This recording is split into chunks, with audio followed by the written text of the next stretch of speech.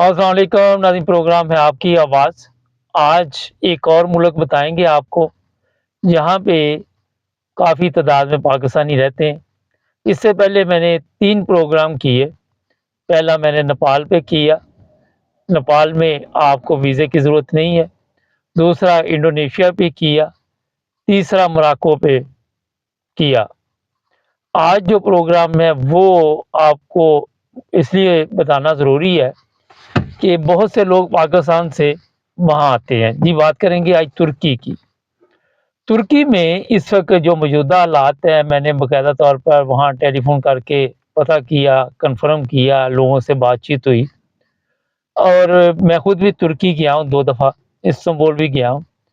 वहाँ पे भारी तादाद में पाकिस्तानी तुर्की में रहते हैं, पता नहीं कितनी तादाद है टोटल। लेकिन जो सबसे बड़े वहाँ पे मसाइल हैं, वो है रहायशी वीज़ा। तुर्की के कवानीन भी तब्दील होते रहते हैं, सख्ती भी होती है, नरमी भी होती है। मौजूदा हालात जो हैं, वो आपको मैं बता देता हूँ सॉरी कि क्या है। एक चीज़ मैं बता दूँ, मैं भी जब पाकिस्तान में था, मुझे याद है 85 की बात है शायद ना, तो 85 में मेरे पास ईरान का वीज़ा था। मैंने तुर्की एम्बेसी में वीज़ा अप्लाई किया और मेरा ख़्याल है, जो मुझे अभी याद आ रहा है वो ये है कि मैं वहाँ इस्लामाबाद जब गया और तुर्की के सफारतखाने पहुँचा, तो उन्होंने मेरे से 1-2 बातें पूछी कि आपके पास कितने डॉलर है? मैंने उनको बताया तो वो, मेरे ख़्याल है मेरे पास $400 था। तो वो कहने लगे जी $100 और लेके आएँ, $500 आपके पास होगा तो वीज़ा मिल जाएगा। और फिर मैं जर्मनी आ गया, मैंने वो तुर्की का प्रोग्राम वैसे ही रह गया मेरा। लेकिन मैं फिर जर्मनी से 2 दफ़ा तुर्की गया हूँ। लेकिन मुल्क तो बहुत प्यारा है, तरक्की तो उन्होंने की ही है। कुछ मसले ये बने हुए हैं तुर्की के कि तुर्की जो है उसका लीरा जो है उसका भी बेड़ा गर्क हुआ हुआ है। जब मैं गया था तो 1 यूरो में शायद 10 लीरे मिलते थे या 12 थे, याद नहीं मुझे। लेकिन आजकल कोई 29-30 के करीब हैं और इस तरह तुर्की की करेंसी का भी बेड़ा गर्क हुआ। कुछ वहाँ पे ज़लज़ला आया और ज़लज़ले की वजह से भी वहाँ जो हालात है आप सबके सामने है। खैर, वो तो उन्होंने सँभाल लिया, मगर क्योंकि तुर्की के साथ भी कई मुल्कों के तल्लुकात अच्छे हैं, कइयों के नहीं अच्छे, और यही वजह है कि जिस बड़ी ताकत के साथ प्रोग्राम ख़राब है उसका, वो अमेरिका है। और अमेरिका बहादुर जैसे चाहता है फिर वैसे वो कई मुल्कों को जिस तरह चाहता है चलाना चाहता है। वो चलते हैं या नहीं चलते, अगर नहीं चलते तो फिर वो ज़ाहिर है उनकी करेंसी, जिस तरह ईरान है, वो भी इन्हीं मुश्किलात का शिकार है, पाबंदियाँ उस पर भी, मगर तुर्की पर ऐसी पाबंदियाँ नहीं है। और एक और चीज़ मैं बता देता हूँ कि तुर्की के मतलब ये भी है कि शायद कभी ये इसमें यूरोपीय यूनियन में आ जाए, लेकिन मेरा नहीं ख्याल कि यूरोपीय यूनियन में इतनी जल्दी तुर्की को लिया जाएगा। अभी कई मुल्क पहले ही बैठे हुए हैं जो यूरोपीय यूनियन में आना चाहते हैं। और तुर्की है तो ठीक है सब कुछ, मगर उसके बावजूद यूरोपीय यूनियन वाली बात अभी मेरा ख्याल है कि कोई नहीं है। तो जनाब, बात ये है कि जो लोग तुर्की आना चाहते हैं, पहले मैं उनको बता देता हूँ कि मैं जब तुर्की गया तो वहाँ पे भी बहुत फ्रॉडी है।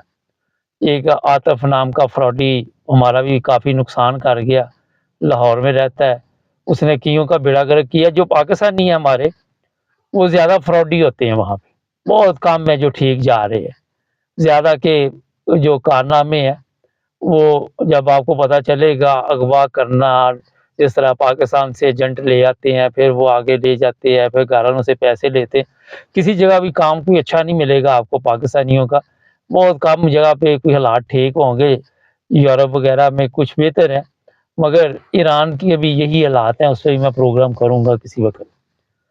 अच्छा जनाब, जिन लोगों ने तुर्की आना है, सबसे पहले मैं आपको बता देता हूँ कि तुर्की में अब वो जो वीज़े पहले वहाँ पे मिलते थे रहायशी, उन्होंने फ़िलहाल वो बंद कर दिए। एक ही वजह है जिसकी वजह से आपको वीज़ा मिल सकता है कि आप किसी छोटे शहर में $50,000 की प्रॉपर्टी खरीदें, कोई घर-शर खरीदें اور اس کے بعد پھر آپ کو 2 سال کا ویزا مل جاتا ہے۔ آپ پاکستان میں جو لوگ بھی رہتے ہیں ان کے پاس اگر پیسے ہیں، اب میرا نہیں خیال کہ $50,000 والا ترکی شفٹ ہوگا، مگر روس سے جب سے حالات خراب ہوئے ہیں بے شمار لوگ جو ہیں وہ ترکی شفٹ ہو گئے ہیں۔ جو روسی تھے انہوں نے وہاں پہ گھر لے کے اور وہاں پہ اپنا کاروبار سیٹ کر لیے ہیں۔ اگر $2 لاکھ کا خریدیں گے تو آپ کو وہاں کی نیشنلٹی بھی مل سکتی ہے۔ لیکن اس کے علاوہ جو لوگ بھی آپ کو سبز باغ دکھا رہے ہیں کہ وہاں جا کے آپ فلاں ویزا لے لیں، فلاں ویزا لے لیں، وہ میری انفارمیشن کے مطابق غلط کہہ رہے ہیں۔ ترکی میں سیاسی پناہ کی بھی بڑی بری حالت ہے۔ میں جانتا ہوں 1-2 فیملی ہیں پاکستانی ہیں، وہ کافی دیر سے وہاں پریشان ہیں۔ یو این او والے جو ہے وہ بھی ترکی کے لوگ ہی ہیں جو یو این او میں کام کرتے ہیں، جس کی وجہ سے کوئی 7 سال ہو گئے وہیں پہ بیٹھے ہوئے۔ تو جناب جو بھی آپ کو بیوقوف بنا رہا ہے وہ میرا خیال ہے کہ اپنے پیسے پوسے مٹھورنے کے لیے بنانے کے لیے آپ کو بیوقوف بنا رہا ہے۔ ترکی میں میری پرسوں بات ہوئی، اب پولیس بڑا چیک کرتی ہے۔ انہوں نے کہا کہ ہم استنبول گئے ہوئے تھے، ایک فیملی ہے واقف جاننے والی، وہ کسی دوسرے شہر میں رہتے تھے۔ جب ہم واپس آ رہے تھے تو کوچ کو جیسے استنبول سے کوچ باہر نکلی تو انہوں نے پولیس نے بس کو روک لیا۔ ایک پولیس والا جو سامنا دروازہ تھا وہاں سے ایک بیگ دروازے سے اندر داخل ہوا اور سب کے آئی ڈی کارڈ چیک کیے، سب کے پاسپورٹ جو بھی تھے، کہتا ہمارا بھی، انہوں نے آئی ڈی کارڈ چیک کیا تو یہ فیملی کہہ رہی کہ ہمارے پاس تھا۔ اور دوسرا جو میں نے ان سے جب پوچھا کہ آپ کیوں یہاں سے، وہ بھی وہاں سے موو ہونا چاہتے ترکی سے کسی دوسری کنٹری میں، تو وہ کہنے لگے کہ یہ یہاں پہ مہنگائی بہت ہو گئی ہے، ہمارا بجٹ جو ہے وہ کم ہے، ہم جہاں پہ رہتے تھے وہاں پہ 100 یورو اس کا کرایہ تھا، اب اس مالک نے کہا جی مجھے 350 یورو چاہیے، یعنی کہ 100 سے تو آپ 150 تو چلو برداشت کر سکتے ہیں، لیکن 350 از ٹو مچ۔ وہ کہتے ہیں کہ اس وجہ سے ہمارا بجٹ اجازت نہیں دے رہا، ہمارے پاس ویزا بھی ہے 2 مہینے کا، لیکن وہ ویزا بھی صرف ان لوگوں کے لیے جو پہلے کے وہاں پہ آئے ہوئے ہیں وہ دے دیتے ہیں، لیکن اگر جو نئے لوگ آ رہے ہیں ان کو وہاں رہنے کا ویزا وہ نہیں ملتا۔ یہ آپ کو میں نے پکی انفارمیشن دی۔ یا آپ وہاں پہ ایک اور وجہ ہے کہ شادی کر لیں اور پھر آپ کو وہاں کا ویزا مل جائے گا۔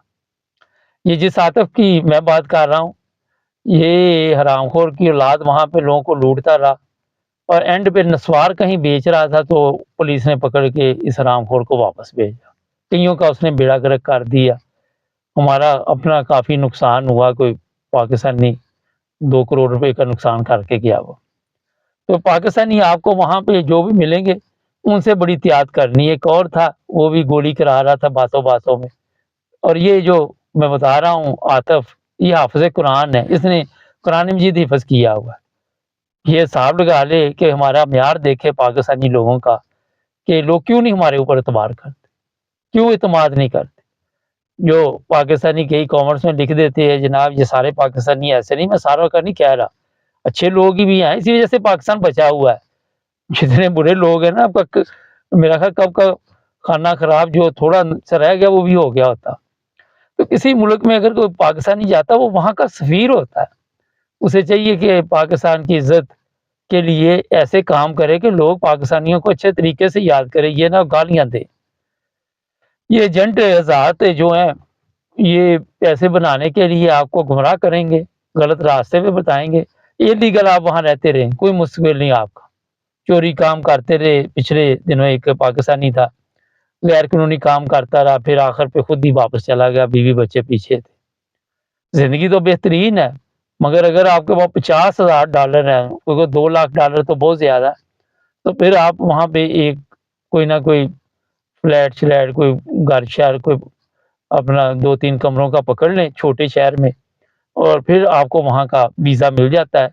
پھر میں نے ان سے پوچھا ویزے کے بعد، کہتے پھر بزنس کا بھی مسئلہ ہے، آپ نے کوئی بزنس کرنا ہے تو روٹی روزی چلنی ہے۔ یا جو پینشن پہ لوگ ہیں جن کے کوئی بچے باہر ہیں جرمنی ادھر ادھر، وہ آ جائیں وہاں پہ اور آ کر پھر کوئی نہ کوئی ایسا سسٹم ہے کہ زندگی سستی گزر سکتی ہے۔ جب میں نے ان سے پوچھا کھانے پینے کا، کہتے وہ اتنا بڑا ایشو نہیں ہے، کھانے پینے کا اتنا بڑا مسئلہ نہیں۔ وہاں پہ پاکستانیوں نے شادیاں بھی کی ہوئی ہیں، ترکی لڑکیاں بھی بڑی اچھی ہیں، یہاں جرمنی میں بہت زیادہ ہے، ملتے رہتے ہیں، پاکستانیوں سے محبت بھی کرتے ہیں۔ بس ہماری قسمت ہی ہے کہ ہمیں کوئی مل جائے تو ہم اسے بیوقوف بناتے ہیں، محبت کرتے ہیں یا نہیں کرتے۔ اگر پاکستانی لوگ بھی مخلص ہوں تو اور بھی اس کے فائدے ہو سکتے ہیں۔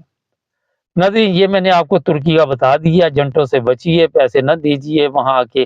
جو لوگ کہتے ہیں کہ آپ آگے چلے جائیں گے، آگے جو آتے ہیں کوئی رستے میں غرق ہو جاتا ہے، کوئی ڈوب جاتا ہے، کوئی مر جاتا ہے، کوئی پہنچ جاتا ہے۔ اپنی زندگی کے ساتھ ظلم نہ کیجیے اور کوشش کرے کہ لیگل طریقے سے جو بھی راستہ وہ اختیار کرے۔ ایک چوتھا ملک آپ کو آج میں نے بتا دیا، اگر مزید کچھ پوچھنا ہو تو ہمارے کمنٹس میں لکھیں، لیکن انلیگل باتیں نہ ہمارے ساتھ سے پوچھا کرے۔ اور دوسرا، ہم مالی مدد کسی کی نہیں کر سکتے، صرف پروگرام ہی کرتے ہیں۔ تو یہ جناب آج کا پروگرام تھا۔